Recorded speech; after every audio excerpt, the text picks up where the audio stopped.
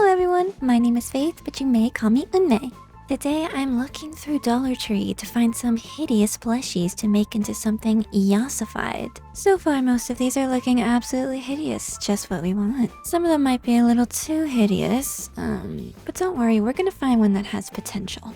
Ooh, this has yassifying potential despite looking like a dumpy potato. I also found these, which I thought would be fun because they have lots of different colors, and I love colors because I'm a child. So we're gonna start out with the Axolotl, because I think it has the most potential when it comes to silly crazy anime hair. So if y'all even seen Yu-Gi-Oh!, it's literally just Yami's hair. That's all I could think about when I first saw this.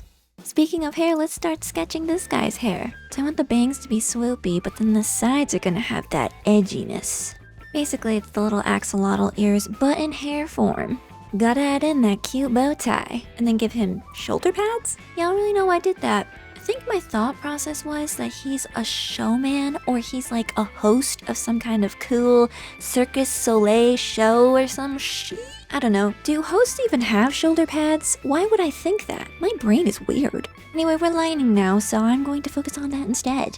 In case you're wondering, I use the syrup brush in Procreate. It can be a little bit pixely up close, but honestly, I just love using it for line work because it just makes dropping in the colors really simple. And I'm lazy. Work smarter, not harder. So we're giving this guy fangs because axolotls, I think, have sharp-ish teeth. Am I right about that? Yeah, I just googled it and they do not have sharp teeth. Okay, the real reason that we're giving him sharp teeth is because he's kind of villain-coded. Yeah, that's the reason. Okay, time to line his quirky little bow tie because it makes him different and not like other boys. Let's line these shoulder pads. Oh yeah, so spiky, so dangerous. Let's line his smexy hair, making his bangs fall over his eyes in a very sultry manner. Because as we know, all villains try to seduce you. Just pretend you're the main character and he's the angsty villain you have subtly gay sexual tension with. Make the sides of the hair so sharp they could puncture someone's lungs. That's gotta be a supervillain power, right? The only way to stop him is to get a nail filer and trim them puppies down. The easiest way to draw hair for me personally is just to divide the hair in sections. Don't worry about drawing every single little strand or you will be admitted into a mental institution. Time to color. We're just gonna drop in those colors. If you're wondering how I do that, go look at my hair tutorial video and I show you how to do it. Yes, I'm shamelessly plugging my other video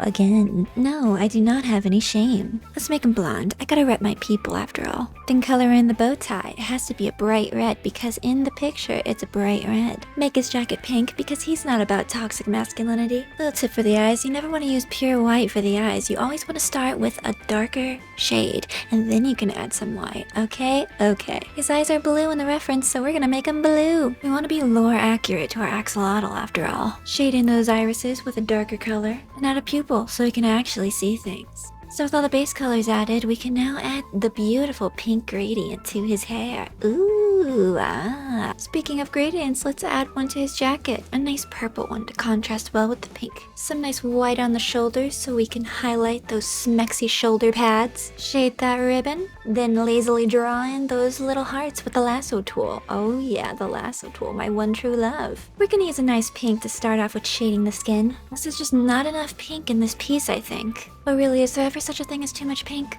I think not. Let's add a little red along the shadow line. This is called subsurface scattering. And no, I will not be explaining it because it's way too complicated. And Google exists for a reason. Use the lasso tool for his jacket and for his hair. He needs a little color to his lips. He's looking crusty, musty, dusty. Some juicy highlights to his cheeks. He's got that dolphin skin. Shade in the jewelry. Last but not least, a background and some finishing touches with lighting and environmental factors. Ooh, ah. What do you think, guys? Did we give this axolotl a new lease on life, or did we just beat him up and steal his lunch money? Okay, time for drawing number 2. The unicorn boba thing? Yeah, that. We're gonna draw her holding a boba cup because she's a boba girly. Give her some eyes so she can side-eye you and judge you for not trying the new boba flavor of the week. You can't sit with us. Give her some hair so she's not balding. And give her a cute little headband to represent the horn on the unicorn's head. Not today, furries. Not today.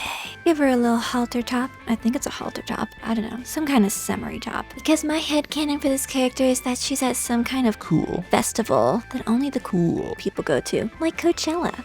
Okay, let's start lining this Instagram baddie. Give her them long falsies that will inevitably be sweat off during the summer heat. Plump up those lips. She got some lip filler last week, don't ask about it. Add a smexy collar. Struggle with the hands. Add in that unicorn floof. Yeah, I guess unicorns have floof, I don't know. Don't forget the horn. Let's add a sticker on her face. Doesn't it just scream, I'm an adult trying to relive my childhood? Time for colors! If you're wondering why I make the background gray when I color, it's so I can see the values of the colors a little bit better. So do it if you want to be profesh. Make this headband nice and bi-coated. Once you add the blush on your characters, everything is right with the world. Let's make that wet boba and add in the actual little bobas. Do you guys actually like the boba balls? I do. Personally, I'm team boba. Are you team boba or are you team no boba? Start a hate war in the comments. Add some drop shadows. Got shade in that tummy. She worked hard for them abs. Let's add some bounce light so we look like we know what we're doing. My favorite thing ever, lasso tooling the hair. And of course use the airbrush because we love the airbrush on this channel. If you're struggling to draw lips, just use a darker color in the center. It will make all the difference. Adding some highlights to the skin can help bring everything forward and make it look a little more dewy.